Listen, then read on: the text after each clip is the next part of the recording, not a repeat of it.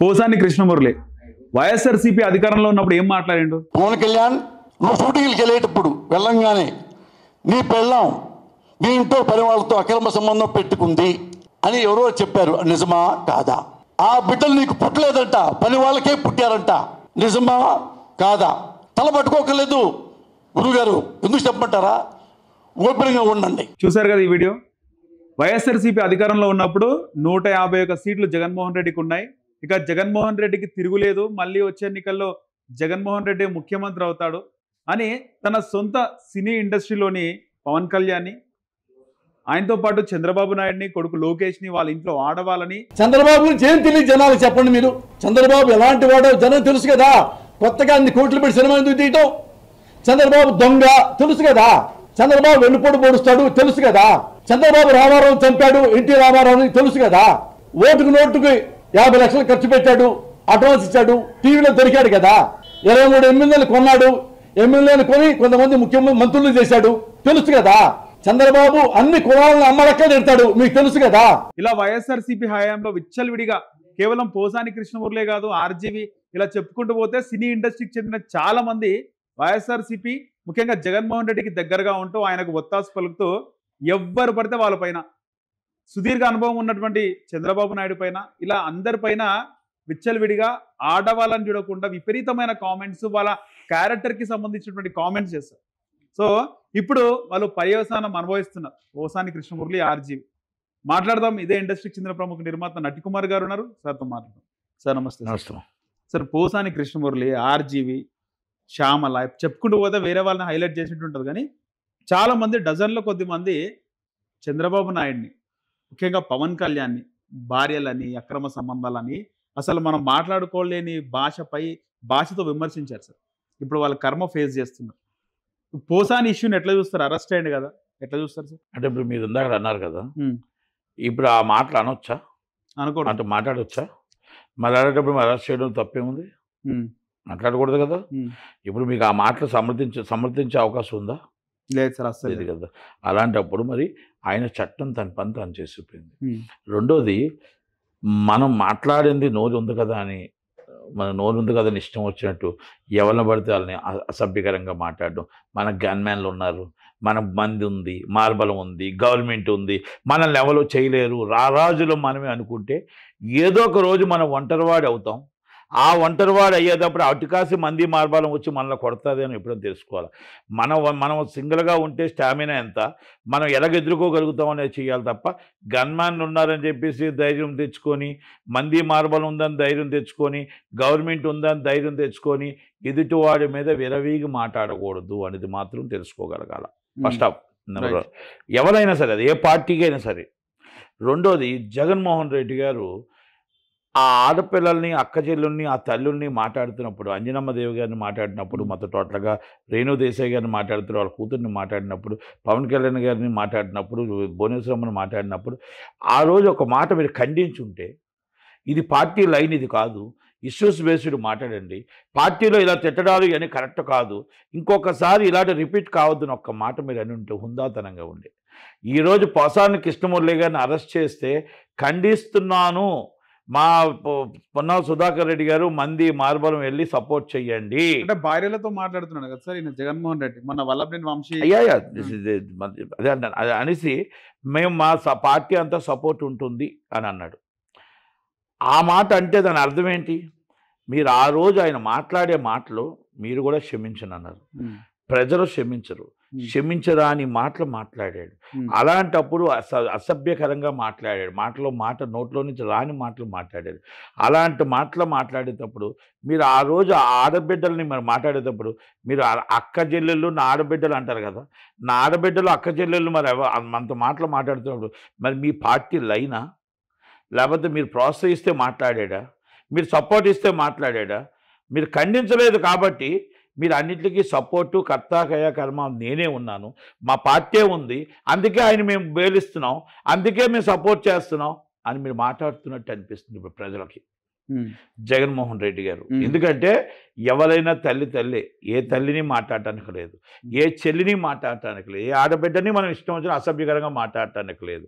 ఆ రోజు అన్ని మాటలు మాట్లాడుతూ ఆ తల్లి మాట్లాడుతుంటే రేణు దేశాయ్ గారు కన్నీరు పెడుతూ ఉంటే నన్ను రాజకీయాల్లో ఒక లాక్కండి, దమ్ము ఉంటే ధైర్యం ఉంటే ఆయనతో మీరు మాట్లాడుకోండి, ఆయన ఎదుర్కోండి, నా పిల్లల్ని నన్ను లాక్కండి అంటే అప్పుడు ఎక్కడికి వెళ్ళిపోయారు సార్ జగన్మోహన్ రెడ్డి గారు? పోసాని కృష్ణమూర్తి గారు మాట్లాడుతున్నప్పుడు అంజనమ్మ గారు మాట్లాడుతుంటే, అంజనమ్మ గారు 87 సంవత్సరాలు, చిరంజీవి గారు మదరు, పవన్ కళ్యాణ్ గారు మదరు మాట్లాడుతుంటే ఈ రాజకీయాలు మనకు అవసరమా అంటే ఆమెను కూడా మన రాజకీయాల్లో లాగి మాట్లాడుతున్నప్పుడు ఆ రోజు ఎక్కడికి వెళ్ళారు సార్ జగన్మోహన్ రెడ్డి గారు? ఈరోజు అరెస్ట్ చేస్తున్నప్పుడు అన్యాయం, అక్రమం, అన్యాయంగా అరెస్ట్ చేశారని మీరు మాట్లాడుతున్నారే, ఎక్కడ సార్? ఇది ప్రజలు చూస్తున్నారు, ప్రజలు మొత్తం టోటల్గా ఆయన మాట్లాడిన మాటలు చూస్తున్నారు, మీరు ఖండించినవి చూస్తున్నారు, ప్రజల మీద మీకు ఎంత ప్రేమ ఉందో కూడా చూస్తున్నారు, ఆడవాళ్ళ మీద మీకు ఎంత ప్రేమ ఉందో కూడా చూస్తున్నారు, అక్క చెల్లెల మీద, తల్లి మీద మీకు ఎంత ప్రేమ ఉందో కూడా చూస్తున్నారు. దయచేసి నేను ఒక్కటే చెప్తున్నాను, ఆ రోజైనా ఈ రోజైనా మాట్లాడింది తప్పే, ఆవేశంలో మాట్లాడుంటే ఒక్క మాట మీరు మాట్లాడి ఉంటే ఇప్పుడైనా సరే దాన్ని హుందాతనంగా ఉంటుంది తప్ప ఈరోజు పార్టీ నుంచే మాట్లాడించినట్టే కనబడుతుంది తప్ప ఇది పోసాని కృష్ణమూర్తి గారు ముమ్మాటకి ఆయన తప్పు చేశాడు, ముమ్మాటికి తప్పుడు మాట్లాడాడు. తప్పుడు మాట్లాడాడు కాబట్టే శిక్ష అనుభవించక తప్పట్లేదు. ఈరోజు కేసు రిజిస్టర్ అయింది, ఆయన పార్టీ ఆయన గవర్నమెంట్లోనే రిజిస్టర్ అవ్వాలా, వాళ్ళకి రాజకీయంగా సపోర్ట్ ఉంది కాబట్టి ఇప్పుడు గవర్నమెంట్లో రిజిస్టర్ అయింది. అప్పుడు పోలీస్ స్టేషన్లు ఉన్నాయి, ఇప్పుడు పోలీస్ స్టేషన్లు ఉన్నాయి, అప్పుడు స్టేషన్ హౌస్ ఆఫీసర్లు ఉన్నారు, పోలీసులు కూడా ఒకటే. కాకపోతే ఏంటంటే రాజకీయ ఒత్తిళ్లు కూడా ఉన్నాయి కనుక ఇప్పుడు వచ్చింది, ఇప్పుడు యాజ్ పర్ రూల్ ప్రకారం ఇన్వెస్టిగేషన్ చేశారు, కేసు రిజిస్టర్ చేశారు, వచ్చారు, అరెస్ట్ చేశారు. అరెస్ట్ చేసిన తర్వాత ఒక్కడే ఉన్నాడు తప్ప కొడుకు కూడా వెళ్ళలేదంటే, భార్య వెళ్ళలేదు, కొడుకు వెళ్ళలేదు, వెనకాల ఎవరు వెళ్ళలేదంటే దాన్ని బట్టి అర్థం చూసుకోండి. అంటే ఆయన తప్పు చేశాడని భార్య కూడా ఒప్పుకుంది, ఆయన తప్పు మాట్లాడాడని ఒప్పుకుంది. ఆ ఛానల్లో ఒక ఛానల్లో మాట్లాడేటప్పుడు ఒప్పుకుంది, ఏమని ఒప్పుకుంది? మా ఆయన తప్పు మాట్లాడాడు, నేను అడిగాను, నన్ను తిట్టారు కాబట్టి నేను తిట్టాను అని చెప్పారు. ఆయన తిట్టే అవకాశం పవన్ కళ్యాణ్ గారికి లేదు, టైం లేదు, లోకేష్ గారికి లేదు, చంద్రబాబు నాయుడు గారికి లేదు. ఈయన కోసం డిస్కషన్ చేసుకున్నంత ఆలోచన వాళ్ళకి లేదు. రేపు పార్టీ ఎలా రావాలి, రేపు గవర్నమెంట్ ఎలా ఫామ్ చేయాలి, రేపు ప్రజలకు ఏం న్యాయం చేయాలి, ప్రజల కోసం మనం ఏ విధంగా ఆదుకోవాలని ఆలోచించారే తప్ప మీ పోసాని కృష్ణమూర్తి గారిని తిట్టేంత టైం లేదు. కనుక పని కట్టుకొని మీరు తిట్టారు. ఎఫ్డీసీ చైర్మన్ అంటే అర్థం ఏంటి? సినిమా ఇండస్ట్రీ కోసం కాపాడాలి, సినిమా ఇండస్ట్రీని ఏ విధంగా ఆంధ్రప్రదేశ్ తీసుకెళ్ళాలి, ఎంప్లాయ్మెంట్ ఏ విధంగా చేయించాలి, సినిమా ఇండస్ట్రీకి మంచి ఎలా జరగాలి, అది చేయాల్సిన పని. ఏం చేశారు? ఏమీ చేయలేదు. మీరు అంతసేపు ఉదయం చేసే తిట్లు, ఉదయం చేసే పురాణాలు, ఒకటి మాత్రం చేసే స్కాము. ఏమని? ఫైబర్ నెట్ స్కామ్ని తీసుకొచ్చి ఆ రోజు ప్రసాద్ ల్యాబ్లో ఒక మీటింగ్ పెట్టి, ప్రెస్ మీట్ పెట్టి, ఆయన ఫైబర్ నెట్ చైర్మన్, ఆ ఫైబర్ నెట్ ఈయన మన సమాచార శాఖ కమిషనరు, ఈ ఎఫ్డీసీ కమిషనరు, ఈయన ఆ ఫైబర్ నెట్ ఎండి అందరూ కలిపి కూర్చొని మీరు ఈ సినిమాలు మాకు ఇవ్వండి, మేము టెలికాస్ట్ చేస్తాం, మినిమం 5 లక్షల నుంచి మీకు ఎక్స్ట్రా పేమెంట్లు ఇస్తాం, ఏది కావాలంటే ఇస్తాం, మేము విశాఖపట్నంలో మేము మొత్తం ప్రోగ్రాం పెడుతున్నాం, రండి రారండి అని చెప్పి టికెట్లు వేశారు. అది ఎవరు? సినిమా వేసినోడు, సినిమా ఇచ్చినోడు ఉన్నాడు కదా, ఇచ్చినోడు మీ ఫ్యామిలీ కూడా సినిమా చూడరు, సినిమా టెలికాస్ట్కి ఇచ్చినోడు ఫ్యామిలీ కూడా సినిమా చూడరు. అలాంటి సినిమాలన్నీ ఏరి దానికి ఒక లెక్క రాసి ఈ డబ్బులన్నీ ఒక స్కామ్ రూపంలో కొన్ని వెళ్ళాయి, ఇంకా ఎన్నో వెళ్ళాలి. దాంట్లో ఎక్కడో ఫుల్ స్టాప్ పడింది. 600 ఉద్యోగాలు మొత్తం టోటల్గా 100 కిలోమీటర్లు ఫైబర్ నెట్ టోటల్గా వేసానని చెప్పి దాని డబ్బులు మొత్తం టోటల్గా లాగేశారు. ఆ సెటిల్మెంట్ నేనే జరిగింది, అది విజయనగరంలో చిన్నసింతో కూడా మాట్లాడాను, అది జరగకుండానే మొత్తం టోటల్గానే పేమెంట్లు లాగడం జరిగింది. దాంట్లో విజయవాడలో చాలామందితో నేను మాట్లాడడం కూడా జరిగింది, ఎందుకంటే ఆ డబ్బులు సబ్ కాంట్రాక్టులకు డబ్బులు ఇవ్వకపోతే నేనే మాట్లాడాను. అంటే ఇలాంటివన్నీ నేను ఎందుకు చెప్తున్నానంటే ఫైబర్ నెట్ లాంటి సంస్థలో జీవీ రెడ్డి అన్న ఆయన వచ్చి ఇలాంటి అవినీతిని మొత్తం టోటల్గా తీస్తే, అవినీతిని తీసి ఐఏఎస్ ఆఫీసర్ చెప్తే, ఐఏఎస్ ఆఫీసర్ పట్టించుకోకపోతే ఆయన ప్రెస్ మీట్ పెడితే ఆయన ఏదో తప్పు చేసినట్టు, ఆయన ఏదో మాయ చేసినట్టు, ఆయన ఏదో మోసం చేసినట్టు, వీళ్ళు చేసిన తప్పుల్ని బయట పెడుతున్నాడని దాంతో సీఎం గారికి కంప్లైంట్ ఇవ్వడం, సీఎం గారు వచ్చి మీరు చూసి చూడనట్టు వెళ్ళిపోతుండాలి అని ఏదో అనడం, ఆయన మనసు బాధ అనిపించి సార్ బుద్ధ విగ్రహంలో నేను కూర్చోలేను, వాళ్ళు తప్పు చేస్తుంటే నేను మాట్లాడకుండా ఉండలేను కాబట్టి మీ పార్టీ సభ్యత్వానికి, మీ పోస్ట్కి రిజైన్ చేసేస్తాను, యాట్ సాప్ అని చెప్పి ఒక నిజాయితీపరుడు మనిషి బయటికి వెళ్ళిపోయాడు. వెళ్ళిపోతున్నప్పుడు ఏమైందంటే ఈ పోసాని కృష్ణమూర్తి మీద ఎందుకు ఎంక్వైరీ చేయమంటున్నానంటే ఇప్పుడు అది ఎందుకు తీసుకొచ్చానంటే ఆ నిజాయితీ వాడు తీసుకొచ్చేటప్పుడు ఆయన ఎందుకు ఎంక్వైరీ చేయమంటున్నానంటే ఈరోజు పోసాని కృష్ణమూర్తి దాంట్లో లింకులు ఉన్నాయి. మేము అందుకే ఫైబర్ నెట్ స్కామ్లో లింకులు ఉన్నాయి. ఆ రోజు ప్రసాద్ ఏం జరిగింది, ఆ రోజు విశాఖపట్నంలో ఏం జరిగింది, ఆ రోజు మొత్తం టోటల్గా సినిమా వాళ్ళు ఎన్ని సినిమాలు కొన్నారు, ఎక్కడి నుంచి ఎంత డబ్బు బయటికి వెళ్ళింది, ఆ ఎవరెవరి డబ్బు బయటికి వెళ్ళింది, ఎక్కడికి వెళ్ళింది, ఈయన పాత్ర ఏంటి, ఆ ఎండి విజయ్ కుమార్ రెడ్డి పాత్ర ఏంటి, ఇవన్నీ కూడా దీన్ని వెలికి తీసి ఈ పెద్ద స్కామ్ని బయట పెట్టడానికి దానికి కీలక పాత్ర పోషించాడు కాబట్టి ఈయన్ని కూడా దాంట్లో మొత్తం ఎంక్వైరీ చేయమని అడుగుతున్నానే తప్ప జీవీ రెడ్డి గారు అడిగిన మాట నేను అడుగుతున్నా. ఆయన పోస్ట్లో ఉండి అడిగాడు, మేము అడుగుతున్నాం. ఒక ఐఏఎస్ ఆఫీసర్ 3 నెలలు అయితే వీళ్ళు తప్పు చేశారు, వీళ్ళు ఉద్యోగాలు తీసేయాలి, వీళ్ళు 4 సంవత్సరం బట్టి రాకుండా డబ్బులు తీసుకుంటున్నారు, ఇది గవర్నమెంట్ సొమ్ము తినేస్తున్నారంటే ఒక ఐఏఎస్ ఆఫీసర్ పట్టించుకోకుండా అసలు ఏమీ సంబంధం లేకుండా గవర్నమెంట్ సొమ్ము పోతున్నా కూడా పట్టించుకోకపోతే మరి యాక్షన్ తీసుకోవాలా, జీవీ రెడ్డి గారి మీద యాక్షన్ తీసుకోవాలా, అంటే నిజం చెప్పే మీద యాక్షన్ తీసుకోవాలా, అంటే నిజం చెప్పకూడదా, అంటే ఎక్కడికి వెళ్ళిపోతుంది చంద్రబాబు నాయుడు గారు. గత పాలకులు చేసినట్టు మనం కాదండి, వాళ్ళ మీద మనం ఎంక్వైరీ చేసి పట్టుకొని అరెస్ట్ చేసి గవర్నమెంట్ సొమ్మును కాపాడాలే తప్ప మనం వాళ్ళు తీసుకెళ్ళిపోతుంటే దోచుకెళ్ళిపోతుంటే ఐఏఎస్లకు భయపడి, ఐపీఎస్లకు భయపడి, ఎంతమంది గ్రూప్ 1 ఆఫీసర్లకు భయపడి, ఉద్యోగాలకు భయపడి, జేసీలకు భయపడి, జేఏసీలకు భయపడి ఎన్నాళ్ళు మనం గవర్నమెంట్ నడుపుతామండి. వీళ్ళు చేస్తున్న అవినీతి కార్యక్రమాలు చాలామంది ఎంప్లాయీస్ జరుగుతున్నాయి.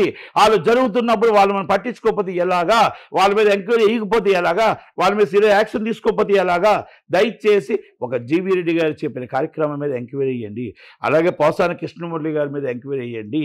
మేము అన్నీ కూడా దయచేసి చాలామంది ఆఫీసర్లు పంచాయతీలో అవినీతి కూరుకుపోయింది, అవినీతి రాజ్యం వెళ్తుంది కనుక పంచాయతీలో ఈఓలు ఎంతోమంది ఉన్నారో అంతమంది మీద ఎంక్వైరీ చేయండి.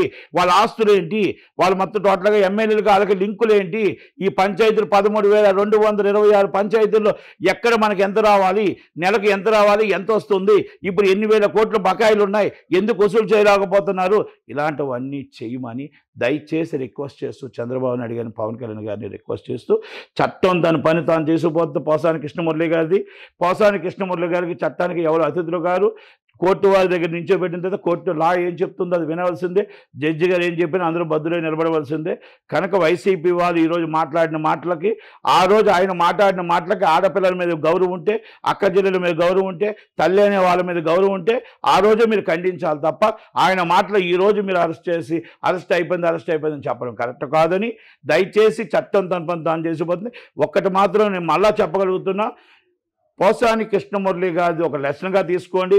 మనం మంది ఉంది, మార్బలం ఉంది అని ఇలాగే మనం అన్నీ చేసుకుంటూ వెళ్తే 100% మనం తప్పు చేసి ఎప్పుడొకప్పుడు చట్టానికి మనం దొరక తప్పదు, మన శిక్ష అనుభవించక తప్పదు అని మాత్రం తెలుసుకోని మాత్రం చెప్తున్నా. ఎనీ పార్టీస్ అందరూ కూడా తెలుసుకోమని అడుగుతూ, అలాగే దయచేసి మీరు ఈ రాజకీయ ప్రేరేపిత కేసుల్లోని మీరు ప్రభుత్వ సొమ్ముని, ప్రజల సొమ్ముని నష్టపరచకుండా, ప్రజల సొమ్ముని మీరు ఇబ్బంది పెట్టకుండా, ఇవన్నీ 100 కోట్లు అవుతున్నాయి, కొన్ని రాజకీయ ప్రేరేపిత కేసులు వేల కోట్లు అవుతుంటప్పుడు దయచేసి ఎవరైతే, నేను స్పీకర్ గారిని రిక్వెస్ట్ చేస్తున్నా, స్పెషల్ డిస్కషన్ పెట్టి ఒక స్పెషల్ జీవో పాస్ చేయండి సార్, ప్లీజ్ రిక్వెస్ట్. మనం ఎందుకంటే రాజకీయ ప్రేరేపిత కేసులు ఏదైతే ఉన్నాయో ఆ కేసులు రిజిస్టర్ అయిన తర్వాత ఎంత ఖర్చు అవుతుందో ఆ ఖర్చు ఆ రాజకీయ పార్టీ దగ్గర వసూలు చేసి గవర్నమెంట్కి ఇచ్చే విధంగా ప్రజల సొమ్ము ప్రజల మీద భారం పడకుండా ఉండాలని ఈ రాజకీయ కేసులు, కక్ష సాధింపు కేసులు ఏదైతే ఉన్నాయో వాళ్ళ మీద పెట్టుకున్న ప్రతి కేసు కూడా ఆ డబ్బు ఆ రాజకీయ పార్టీ నుంచి వసూలు చేయమని స్పెషల్ డిస్కషన్లో జీవో పాస్ చేయమని రిక్వెస్ట్ చేస్తూ సెలవు తీసుకున్నాను. Thank you very much. కానీ సార్ ఇది ఒక చిన్న క్వశ్చన్, దీంట్లోనే వైఎస్ఆర్సీపీ గవర్నమెంట్లో తప్ప అంత ముందు వరకు ఇలాంటి కల్చర్ లేదని కూడా కదా సార్. అంటే ఒక ప్రత్యర్థి పార్టీ నాయకుల మహిళలను విమర్శించడం, వాళ్ళకి అక్రమ సంబంధాలు అంటగట్టడం, చంద్రబాబు నాయుడు వైఫ్ని భువనేశ్వరి గారిని విమర్శించారు, అలాగే పవన్ కళ్యాణ్ గారి వైఫ్ని కూడా విమర్శించారు, వేరే వాళ్ళతో అక్రమ సంబంధం పెట్టుకొని పిల్లలను అన్నారు. అట్లా నేను డిస్కస్ చేయదలుచుకోలేదు అసలు. ఆ విషయాలు కూడా మీరు ఎత్తకూడదు, నేను డిస్కస్ చేయను. ఎందుకంటే ఎవరికో బుద్ధి లేదు మాట్లాడాడు, మనం ఎందుకు మాట్లాడాలి? ఆడపిల్ల సార్ ఒక్కటి, ఎదుటివాడు మాట్లాడాడు, వాళ్ళకు బుద్ధి లేదు, మనకు బుద్ధి లేదా? కనుక దానికోసం ఆ పేరు కూడా ఎత్తకూడదు, అలాంటి విషయాలు డిస్కషన్ కూడా లేదు చేయకూడదు. సార్, రాజకీయాల్లో No, అంత no, no. ముందుకు ఇలాంటి డిస్కషన్ కూడా సంస్కృతి, చేయకూడదు. ఇలాంటి సంస్కృతి ఇలాంటి అదే చెప్తున్నా, ఇలాంటి డిస్కషన్ చేయకూడదు. ఇలాంటి రాజకీయాల్లో ఉమ్. ఇలాంటి మన నోట్లో నుంచి ఆ మాట రాకూడదు. ఎవడో బుద్ధుడిని ఏదో చేసిన తప్పులు మనం మాట్లాడకూడదు. ఉమ్. గత చరిత్రలో ఎప్పుడు లేని విధంగా ఇలాంటివి జరిగాయి కాబట్టి అందుకనేసి ఈరోజు ఇన్ని మాట్లాడుకోవాల్సి వస్తుంది. ఇప్పుడు రాజకీయం హుందాతనంగా ఉండేది, ఇప్పుడు కూడా ఆడపిల్లల్ని ఈ విధంగా ప్రజలు మాట్లాడడం గమనిస్తారా సార్ ఇవన్నీ? ప్రజలు అన్ని గమనిస్తున్నారు. ప్రజలు గమనించే గవర్నమెంట్ మార్చారు. ఉమ్. మరి వీళ్ళు కూడా తప్పు చేస్తే గవర్నమెంట్ మారుతుంది మళ్ళీ. ఓకే. కానీ నేను ఏమంటున్నాను, హుందాతనంగా గవర్నమెంట్ నడపాలి తప్ప ఇలా రాజకీయ ప్రేరేపణతో ఇంటూ ఫ్యామిలీస్ని ఇలా మాట్లాడడం కూడా కరెక్ట్ కాదు అనేది నా ఉద్దేశం. రైట్ సార్, ధన్యవాదాలు.